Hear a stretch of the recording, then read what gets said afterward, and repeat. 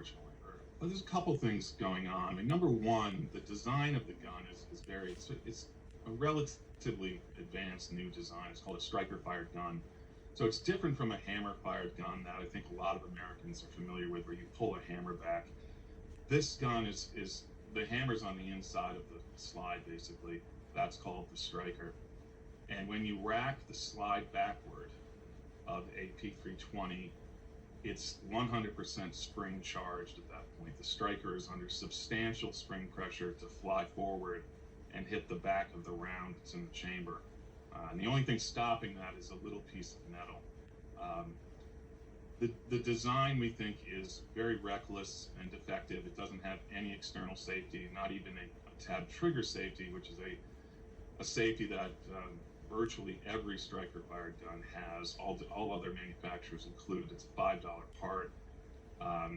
Sig initially said, they actually came out and said that you won't need a tab trigger safety for your gun to be drop safe. Well, we know that's not true because it drop fired on my client Stanford, and it's done that to several other people, many other people as well. So by omitting that safety part, again, $5 part basically, Sig saved a lot of money in the context of 3 million of these guns out there, about $12 million.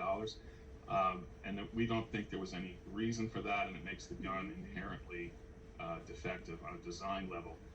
On the manufacturing level, we think Sig rushed this gun into production, and that the parts on the inside of the fire control unit, most of them, or a lot of them, are imported from overseas. They aren't machined smooth. The surface faces are not mating with each other uniformly, say 99 to 100%. And in some cases, because there's excess metal on these surface faces, specifically the striker foot connection and the sear face connection.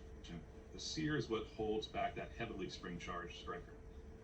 When you have irregular pieces of metal on both sides of those, that very, very important connection, it becomes a very, very precarious and unstable connection, to the point where Sig itself has said that vibration or an impulse can make that connection fail, and then the striker goes forward.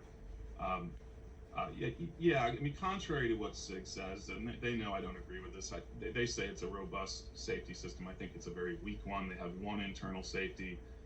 And we have so many videos now, so many eyewitness statements, that we know that upon cumulative vibration or impacts to the gun, or indirect contact to the trigger, that's enough to make this gun fire, that the safety is being defeated. So we think there's many things Sig could have done to make this a much safer gun. But it's essentially, Olivia, it's because when you rack the slide of this gun, it's 100% spring charge. That's very unique out there. And if you have a round in the chamber, all the trigger is doing, and it's a very, very light trigger. I think this gun is too easy to fire. There's a lot of people who like a gun that's very easy to fire, but I think that's dangerous. Guns shouldn't be too easy to fire.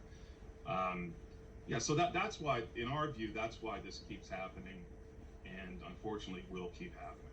I think, unfortunately, because the gun was rushed, this gun was not built from the ground up. What Sig did, this is their first ever striker-fired gun. They married a striker-fired slide to a hammer-fired frame. The frame came from the hammer-fired Sig gun, a P320. And all of this was in the context of trying to get the $600 million Army contract for the new sidearm for our military. At this point, I don't really see any kind of return program that would fix the problem. Sig already tried that in 2017, and it keeps happening. Even after these upgrades are made to the gun, it keeps happening. So I and the lawyers I'm working with have consistently been saying it needs to be recalled. It has to be recalled, redesigned, and really built from the ground up this time. Or it needs to be just recalled and discontinued. I mean, Sig has many other firearms in its catalog.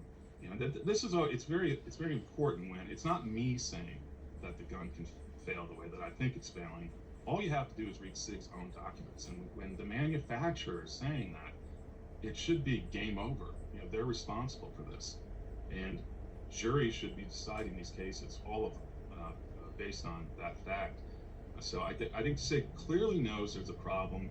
On their end, it's a little bit like a runaway train. To recall 3 million guns, which is also being used by the military, is an extremely expensive and problematic proposition for a corporation. It would be a PR calamity.